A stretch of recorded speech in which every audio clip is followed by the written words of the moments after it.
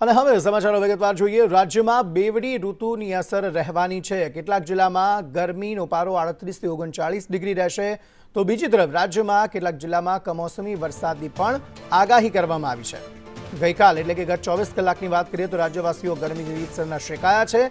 રાજ્યમાં સૌથી વધુ તાપમાન મહુવામાં નોંધાયું 41.6 ડિગ્રી, જ્યારે રાજકોટમાં 40.9 ડિગ્રી, સુરેન્દ્રનગરમાં 40.7 ડિગ્રી, કેશોદમાં 40.2 ડિગ્રી, વડોદરામાં 39.6 ડિગ્રી તાપમાન નોંધાયું, જ્યારે ભુજમાં 38.2 અને સુરતમાં 38.1 ડિગ્રી તાપમાન નોંધાયું છે।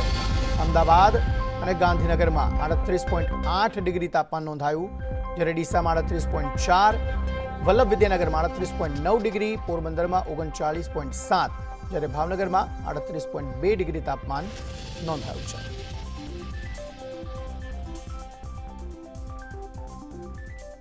તો અલગ અલગ જિલ્લામાં આ પ્રમાણે તાપમાન રહ્યું છે। સુરતમાં 38.1 ડિગ્રી તાપમાન રહ્યું છે, જ્યારે વડોદરામાં 39.6 અને ભુજમાં પણ 38.2 ડિગ્રી તાપમાન નોંધાયું, અમદાવાદમાં 38.8, ગાંધીનગરમાં 38.8, ડીસામાં 38.4, જ્યારે વલ્લભ વિદ્યાનગરમાં 38.9 ડિગ્રી તાપમાન નોંધાયું છે।